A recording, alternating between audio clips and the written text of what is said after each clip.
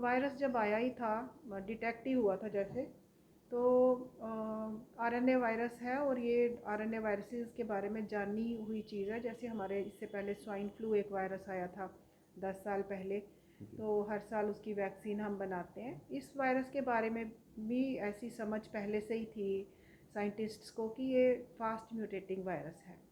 अब म्यूटेशंस में क्या करेक्टरिस्टिक वायरस का बदल जाए, जैसे इसका बता रहे हैं कि ये ज़्यादा ट्रांसमिसिबल वायरस है, जल्दी फैलता है। या कोई ऐसा भी हो सकता है, कोई कम विरुलेंट हो या ज़्यादा विरुलेंट हो, वायरस का कोई भी करेक्टरिस्टिक बदल सकता है। ऐसी उम्मीद ऑलरेडी पहले से ही समझ थी हमें। तो उस पर तो काम हो ही रहा है। ज़्यादा मैटर्स ऑफ कंसर्न है कि कहीं ज़्यादा विरुलेंट ना हो, ट्रांसमिसिबल ज़्यादा है तो और भी जल्दी फैलेगा, ये भी बात समझ में आ गई।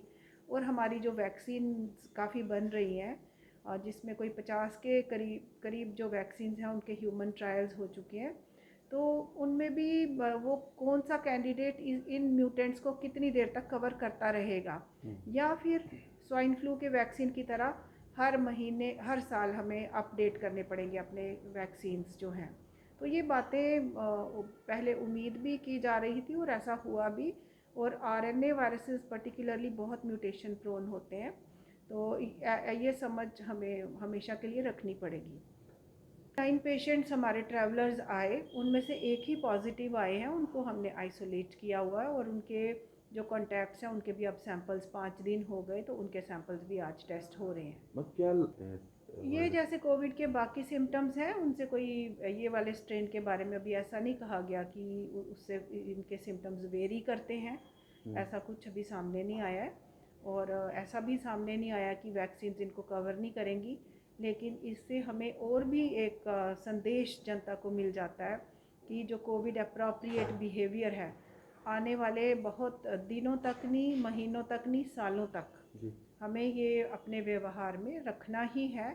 क्योंकि बचाव ही इसका अल्टीमेटली इलाज है। और अपने आप को बचाने के आसान तरीके जो इस पैंडमिक को हैंडल करने में काफ़ी मदद देंगे। मैम इस बार डिस्टेंसिंग, हैंड सैनिटाइजेशन और मास्क, क्या ये तीन ऐसे है कि रेस्पिरेटरी एटिकेट्स होने चाहिए। खांसना, छींकना, उसके लिए एल्बोज़ या स्लीव्स में खांसना है, वैसे ही जैसे कोविड के लिए बाकी प्रिकॉशंस थे, वो जनरल प्रिकॉशंस जनता को समझ आना चाहिए कि और इंटेंसिफाई करने की ज़रूरत है।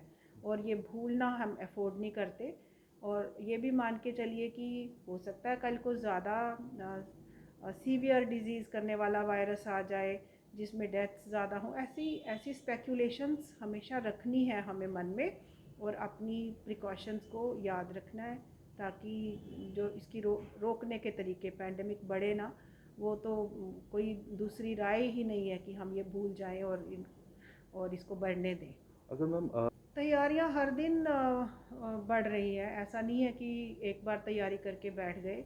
ये बेड स्ट्रेंथ हो गए, ऑक्सीजन पाइपलाइंस हो गई, वेंटिलेटर्स हो गए, मॉनिटर्स हो गए, इंटेंसिव केयर सर्विसेज हो गई, दवाइयों की सप्लाई हो गई। ये कॉन्स्टेंटली बढ़ाए जा रहे हैं। इनको ऐसा नहीं कि स्टेटिक या कम किया गया है कभी भी किसी स्टेज पे अभी।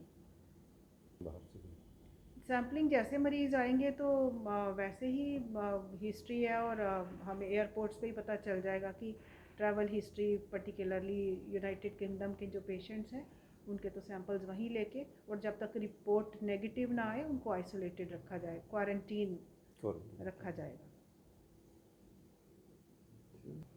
जब से कोविड सामने आया है, लोगों को एक ही मैसेज है, बार बार है और हर दिन याद रखने की ज़रूरत है कि मास्क पहने रखना है।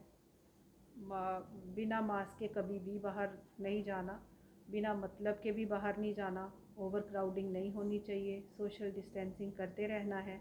और हैंड सैनिटाइजेशन, जिसमें साबुन या पानी से हाथ धोना, और अल्कोहल बेस्ड हैंड सैनिटाइज़र, इनसे भी पर्टिकुलरली ये वायरस मर जाता है।